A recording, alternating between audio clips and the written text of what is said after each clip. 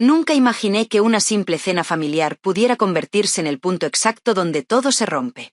Si hoy cuento esta historia no es para buscar compasión, ni para ajustar cuentas, sino porque durante demasiados años confundí el amor con el sacrificio y la paciencia con el silencio. Me llamo Isabel Moreno, tengo 35 años y vivo en Madrid. Durante mucho tiempo fui la hija responsable, la que no daba problemas, la que siempre estaba cuando hacía falta. Aquella noche entendí que, en algunas familias, ese papel no es un elogio, sino una condena. Era sábado por la noche y, por primera vez en toda la semana, el tiempo parecía avanzar despacio. El salón de nuestro piso estaba envuelto en una luz tenue, azulada, que salía del televisor. Yo estaba recostada en el sofá, con la cabeza apoyada en el hombro de mi marido, Daniel, escuchando su respiración tranquila mientras una película cualquiera avanzaba sin que ninguno de los dos prestara verdadera atención.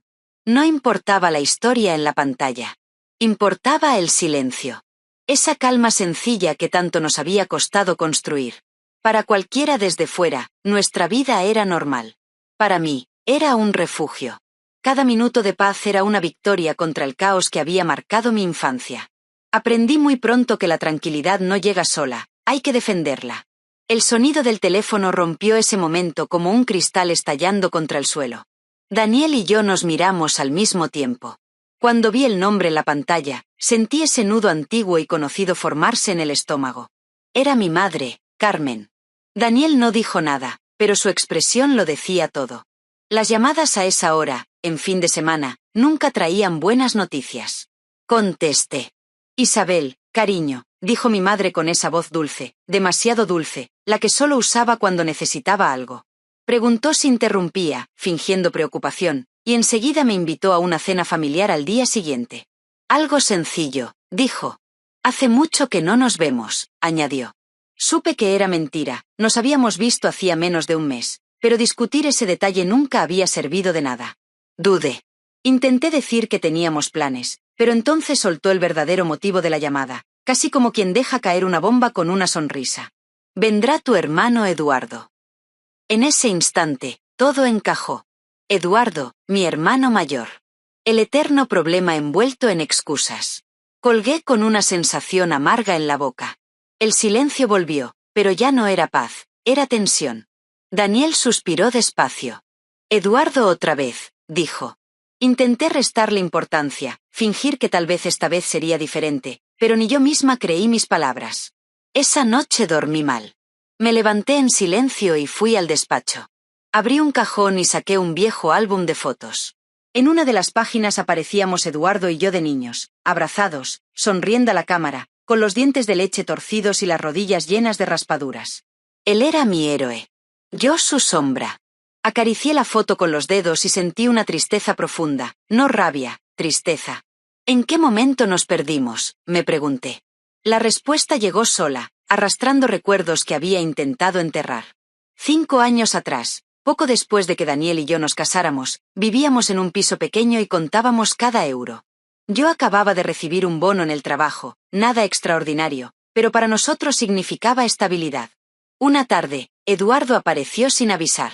Traía ropa nueva, olía a colonia cara y sonreía de esa forma que siempre anunciaba problemas.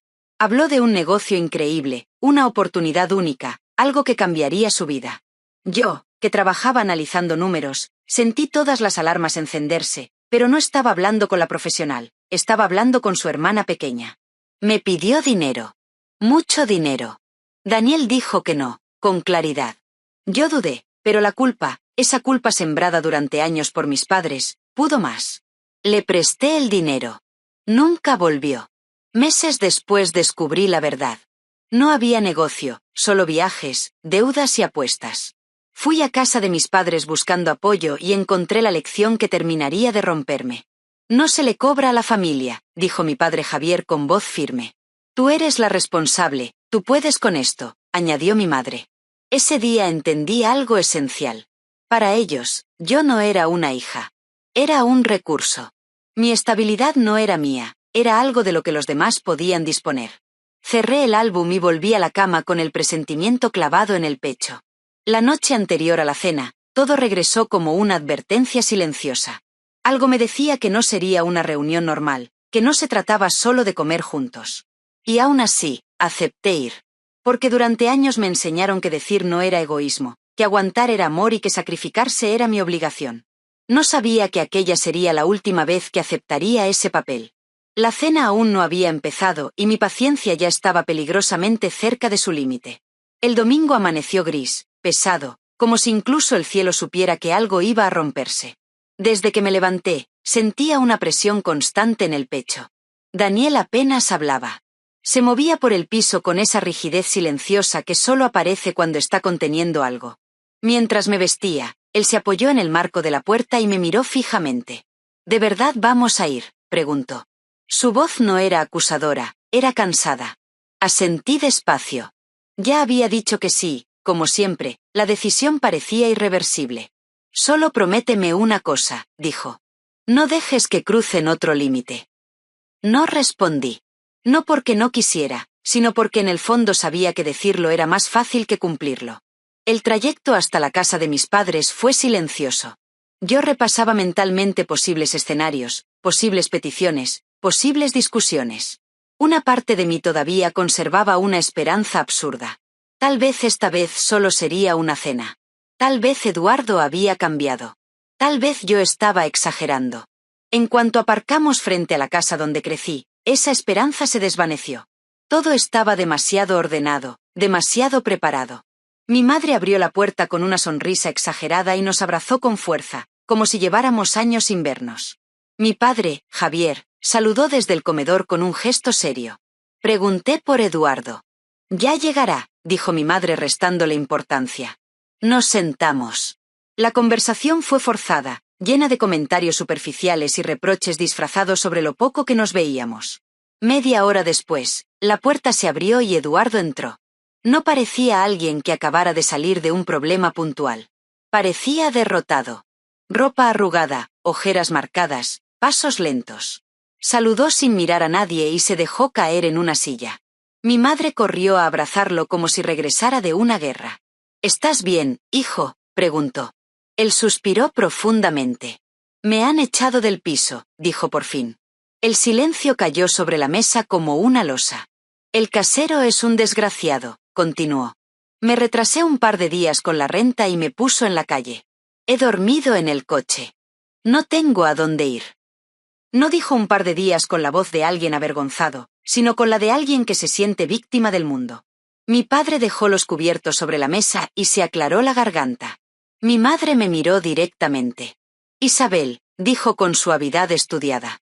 Tu padre y yo hemos pensado que lo mejor es que Eduardo se quede con vosotros un tiempo.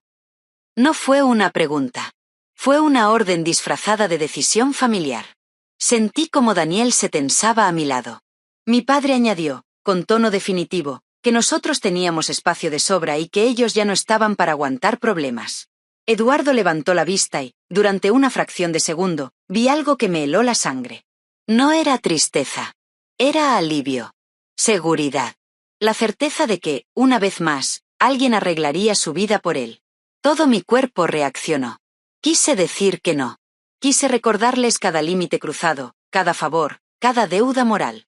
Pero en lugar de eso, algo dentro de mí se apagó y otra cosa se encendió. Una calma fría, peligrosa. Miré a mi madre, a mi padre y finalmente a mi hermano. Sonreí. Está bien, dije. La palabra cayó sobre la mesa como un objeto extraño. Nadie la esperaba. Mi madre parpadeó varias veces. ¿De verdad?, preguntó. Asentí. Si eso ayuda a que Eduardo se estabilice, no veo el problema. La reacción fue inmediata. Mi madre me abrazó emocionada. Mi padre asintió satisfecho. Eduardo se recostó en la silla con una sonrisa apenas disimulada. Daniel no dijo nada. Su silencio dolía más que cualquier reproche. Yo seguí interpretando mi papel. Pregunté cuándo se mudaría Eduardo. Este mismo fin de semana, respondió mi madre encantada. Asentí de nuevo. Perfecto. Nadie notó que, por dentro, ya no estaba allí. El regreso a casa fue el trayecto más largo de mi vida. Daniel no me miró. Al llegar, entró al dormitorio y cerró la puerta con un portazo seco. Esperé una hora antes de seguirlo. Cuando por fin me dejó entrar, estaba sentada en la cama con los ojos enrojecidos. Rompiste tu promesa, dijo. Me arrodillé frente a ella. No, respondí con calma. La estoy cumpliendo. Saqué 2 llaves de mi bolso y se las puse en la mano. Vístete. Confía en mí. Condujimos en silencio hasta un barrio que Daniel no reconocía.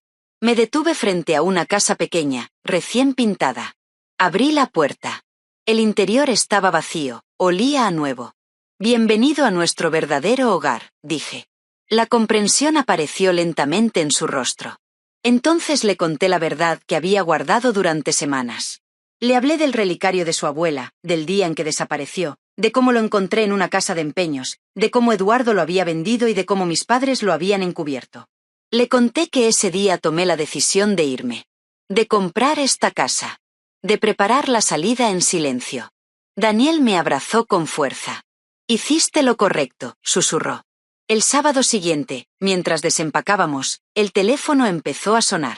Era mi madre, histérica. Estaban frente a nuestro antiguo piso con una furgoneta llena de cosas de Eduardo y no podían entrar. Contesté con calma. Ah, claro, dije. Se me olvidó comentar que ya no vivimos allí. El grito al otro lado fue ensordecedor. Colgué. Pensé que ahí acabaría todo. Me equivoqué. Al caer la noche, escuchamos un motor detenerse frente a nuestra nueva casa. Miré por la ventana y sentí un escalofrío. La furgoneta. El coche de mis padres. Eduardo. Y una prima que no debería saber nuestra dirección. Habían venido. Y esta vez, no pensaban irse fácilmente. Ver la furgoneta detenida frente a nuestra nueva casa fue como recibir un golpe directo en el pecho. Las luces iluminaban la fachada con una violencia innecesaria, como si quisieran exponer nuestra vida privada al mundo entero. Mi padre bajó primero del coche, con el rostro tenso y los hombros rígidos. Mi madre lo siguió, mirando alrededor como si el barrio entero le debiera una explicación. Eduardo salió después, con las manos en los bolsillos y una expresión que mezclaba fastidio y derecho. Y entonces la vi a ella, a mi prima Laura, bajando del coche con esa sonrisa curiosa que siempre aparecía cuando había drama ajeno. Alguien les había dado nuestra dirección. Alguien había cruzado otra línea. Sentí la mano de Daniel cerrarse sobre la mía. No vas a dejar que entren, dijo en voz baja. No era una pregunta. Era una súplica cargada de todo lo que habíamos construido juntos. Negué despacio. No, respondí. Esta vez no. Nos quedamos detrás de la puerta observando cómo descargaban cajas y bolsas negras en el pequeño jardín delantero, como si ya hubieran decidido que ese espacio les pertenecía. El timbre sonó una vez, luego otra, luego los golpes. Cada impacto contra la madera resonaba dentro de mí como un eco del pasado. Isabel, abre ahora mismo, gritó mi padre con la autoridad que siempre había usado conmigo. Respiré hondo, giré el pestillo y abrí solo lo suficiente para bloquear el paso con mi cuerpo. El aire nocturno estaba cargado de tensión y de palabras no dichas. Buenas noches, dije con una calma que ni yo misma sabía de dónde salía. Mi padre dio un paso al frente. Deja de hacer el ridículo, espetó. Tenemos que arreglar este desastre. Eduardo intentó empujar la puerta con el hombro. Voy a meter mis cosas, dijo con desprecio. Esta casa también es mía. Papá pagó tu educación. Aquella frase fue como una bofetada. Todo lo que siempre había estado mal, condensado en una sola idea. Esta casa la pagué yo, respondí despacio, marcando cada palabra. Con mi trabajo. Tú no tienes ningún derecho aquí. Mi madre intervino de inmediato, cambiando de tono, usando su arma favorita. Isabel, por favor, suplicó con lágrimas que ya había visto demasiadas veces. Somos tu familia, ¿cómo puedes ser tan cruel? ¿Cómo puedes dejar a tu propio hermano en la calle? Sentí una presión en el pecho, pero ya no era culpa, era cansancio. No está en la calle, dije. Tiene vuestra casa. Siempre la ha tenido. El enfrentamiento quedó suspendido en un silencio incómodo. Nadie esperaba esa respuesta. Fue entonces cuando Eduardo perdió el control. Giró la cabeza hacia Daniel y su rostro se llenó de desprecio. Todo esto es por tu culpa, escupió. Desde que llegaste, ella se cree mejor que nosotros. Le llenaste la cabeza de ideas. Eres una arribista. Sentí algo romperse definitivamente dentro de mí. No fue una explosión, fue un cierre. Sin decir una palabra, empujé la puerta hasta cerrarla por completo y giré el seguro con firmeza. El ruido metálico fue definitivo. Saqué el móvil. Mis manos no temblaban. Buenas noches, dije al operador. Necesito reportar una invasión de propiedad. Hay varias personas intentando forzar la entrada en mi domicilio. Sí, son familiares. Sí, me siento amenazada. Di la dirección con una precisión casi clínica y colgué. Al otro lado de la puerta, los gritos se apagaron de golpe. 10 minutos después, las luces azules y rojas inundaron la calle. 2 agentes se acercaron con calma profesional. Abrí la puerta y salí al umbral con Daniel justo detrás de mí. Yo hice la llamada, dije. Estas personas están en mi propiedad sin permiso y se niegan a irse. Mi padre intentó hablar, explicar, recuperar el control, pero las palabras ya no tenían el mismo peso. La agente miró a mi madre y habló con serenidad. Si la propietaria les pide que se retiren, deben hacerlo. De lo contrario, están incurriendo en allanamiento. La palabra cayó como una losa. Vi la humillación dibujarse en los rostros de mis padres, vi la rabia impotente en los ojos de Eduardo. Les dieron 2 opciones. Marcharse o enfrentar consecuencias legales. Eligieron marcharse. Cargaron las cajas en silencio, evitando mirarme. Nadie se disculpó. Nadie reflexionó. Se subieron a los coches y desaparecieron en la noche. La patrulla esperó hasta que se fueron y luego también se marchó. El silencio que quedó fue absoluto. No fue alivio inmediato. Fue duelo. Cerré la puerta y apoyé la frente contra la madera. Daniel me abrazó. Lloré. No por haberlos echado. Lloré por la familia que nunca tuve. A la mañana siguiente bloqueé sus números. Pasaron días, luego semanas. Mi tío Roberto me llamó para advertirme que mi madre estaba contando su versión, una en la que yo era la hija desagradecida que llamó a la policía. Entendí entonces que no solo había perdido una relación, había sido expulsada de toda una narrativa familiar. Meses después, recibí un correo de mi madre. Reproches, culpa, dolor, y al final una pregunta que me atravesó. ¿En qué nos equivocamos? Leí esas líneas muchas veces. No respondí. No porque no supiera qué decir, sino porque entendí que nunca podrían escucharme. Elegí el silencio. Elegí la paz. Hoy, casi un año después, mi vida es tranquila. Eduardo sigue igual. Mis padres también. Yo soy distinta. Aprendí que poner límites no te convierte en una mala persona. Te convierte en alguien libre. Y a veces, para salvar tu vida, tienes que dejar atrás a quienes nunca supieron cuidarla. Si esta historia te hizo reflexionar, cuéntame en los comentarios qué habrías hecho tú en mi lugar. No olvides darle like al vídeo si te impactó y suscribirte al canal para no perderte nuestras próximas historias. Gracias por escucharme. Tu apoyo significa más de lo que imaginas.